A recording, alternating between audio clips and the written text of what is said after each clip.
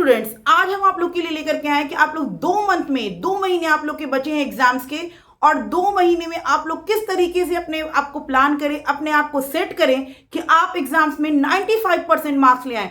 अगर आप मेरे बताए हुए रास्ते पे चलेंगे, आप मेरे बताए हुए प्लान पे अगर चलते हैं तो 95 प्लस लाने से आपको कोई नहीं रोक सकता है। तो चलिए हम लोग तैयार हो जाते हैं। किस तरीके से हम लोग को तैयारी करनी है कि हम लोग के एग्जाम्स के 2 मंथ बचे हैं और हम लोग का फुल प्रिपरेशन भी हो जाए और फुल रिवीजन भी हो जाए। तो चलिए हम लोग स्टार्ट करते हैं। सबसे पहले आपको क्या करना है, सबसे पहला काम है आपका सिलेबस को 3 पार्ट में डिवाइड कर दीजिए।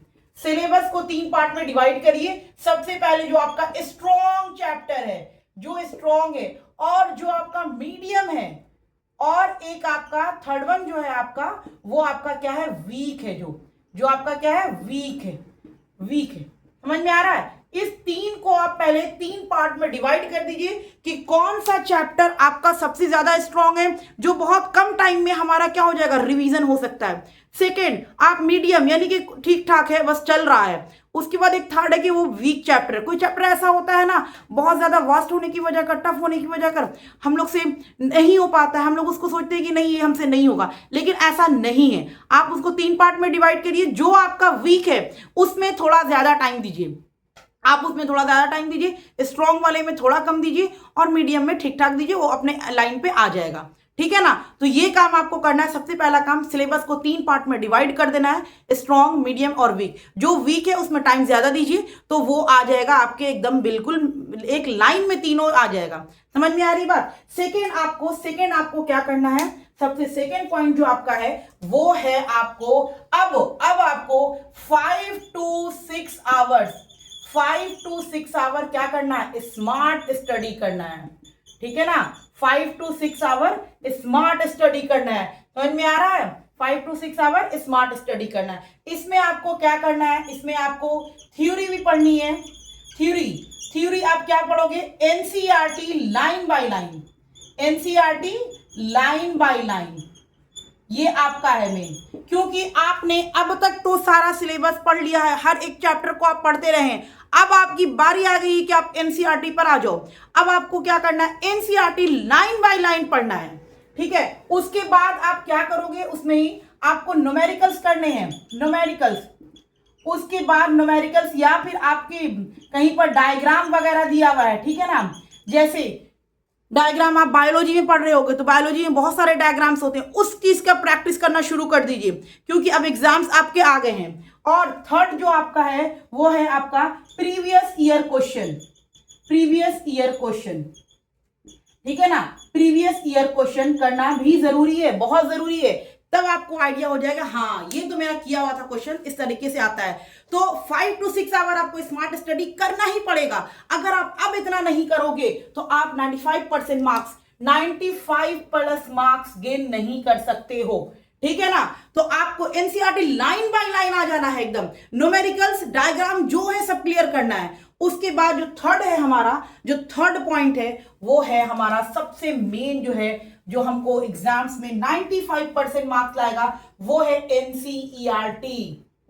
ये अगर आप इसको करते हो तो आप 95%, क्योंकि 80 to 90% क्वेश्चन इसी से आते हैं, 80 to 90% क्वेश्चन इसी से आते हैं। तो इसको 2 बार कंप्लीट करना है line by line, 2 bar complete करना है लाइन बाय लाइन। ठीक है ना? Line by line. एनसीईआरटी से 80 to 90% क्वेश्चंस आते ही आते हैं, इसलिए आपको 2 बार इसको लाइन बाय लाइन कंप्लीट करना ही होगा। ठीक है ना? तो ये हमारा थर्ड स्टेप हो गया। हमारा फोर्थ स्टेप देखिए, देखिए हम लोग को फोर्थ स्टेप में क्या करना है कि हमको अच्छे मार्क्स गेन हो सके। ठीक है ना? Practice make you topper, practice make you topper. ठीक है? Make you topper. आपको पूरे ईमानदारी के साथ प्रैक्टिस करनी है, पूरे मेहनत के साथ प्रैक्टिस करनी है। ये सोच के प्रैक्टिस नहीं करनी है कि मुझे अब मेरे पापा देख रहे हैं कि नहीं, मेरी मम्मी देख रही है कि नहीं, मैं पढ़ रहा हूं कि नहीं, मैं पढ़ रही हूं कि नहीं। ये नहीं करना है। आपको अपने दिल से सोचना है, अपने आप से सोचना है कि मेरा टाइम अब स्टार्ट हो गया है, अब मुझे कोई चीज नहीं करना है, सिर्फ पढ़ाई पर फोकस करना है। ठीक है ना? उसके बाद आपका जो आता है नंबर 5 पॉइंट, जो सारे बच्चों के लिए बहुत इंपॉर्टेंट है, सारे बच्चों के लिए बहुत इंपॉर्टेंट है, डिस्ट्रैक्शन। ठीक है ना, डिस्ट्रैक्शन बहुत इंपॉर्टेंट है सारे बच्चों के लिए। डिस्ट्रैक्शन कंट्रोल होना बहुत जरूरी है, बहुत जरूरी है, ये होना बहुत जरूरी है। आप क्या करो, जैसे आप अगर ऑनलाइन पढ़ते हो तो 30 to 40 मिनट पढ़ो, ठीक है ना, 30 to 40 मिनट पढ़ो, 30 to 40 मिनट आप पढ़ो, ठीक है ना, 30 to 40 मिनट आप पढ़ो। उसके बाद आप क्या करो, 5 मिनट के लिए गैप ले लो। जैसे आप ऑनलाइन अगर पढ़ रहे हो तो 30 to 40 मिनट पढ़ो, उसके बाद 5 मिनट के लिए ब्रेक लो, और उस 5 मिनट में आप मोबाइल यूज नहीं करोगे। उस 5 मिनट में आप मोबाइल को फ्लाइट मोड में करिए, किनारे रखिए। अगर आप उस 5 मिनट के ब्रेक में चाहोगे कि मैं रील्स को स्क्रॉल कर दूं, तो वो 5 मिनट्स आपका 2 आवर्स भी किल कर सकता है। समझ में आ रही है बात? इसलिए आप अगर ऑनलाइन पढ़ते हो, अक्सर बच्चे ऑनलाइन पढ़ते हैं, पढ़ते थोड़ा देर हैं, फिर वो क्या करते हैं, मोबाइल लेकर के रील्स स्क्रॉल कर, अच्छा 5 मिनट का गैप लेते हैं, रील्स स्क्रॉल करना शुरू करते हैं। रील्स स्क्रॉल करने के चक्कर में वो 2 से 2.5 घंटे किल हो जाती है। इसीलिए सोशल मीडिया से एकदम दूर रहना है 2 मंथ, सिर्फ आप लोग को सोशल मीडिया से बिल्कुल दूर रहना है, उसके पास जाना नहीं है। आप 30 to 40 मिनट्स पढ़ोगे, मोबाइल एयरप्लेन मोड पे करोगे, मोबाइल को साइड रखोगे, अपने माइंड को फ्रेश करोगे, फिर दोबारा स्टडी करना शुरू करोगे। ठीक है, आपको सोशल मीडिया से एकदम बैन है, सोशल मीडिया ये 2 मंथ्स एकदम नहीं यूज करना है, 2 मंथ्स एकदम नहीं यूज करना है इस सोशल मीडिया को। समझ में आ रही है बात? क्लियर है पॉइंट? उसके बाद जो 6 पॉइंट है हमारा, जो 6 हमारा जो पैटर्न है, जो 6 हमारा पैटर्न है, वो हम लोग क्या करेंगे, जो हमारा नंबर 6 है, उसमें आपको क्या करना है, आपको फर्स्ट रिवीजन जो आपका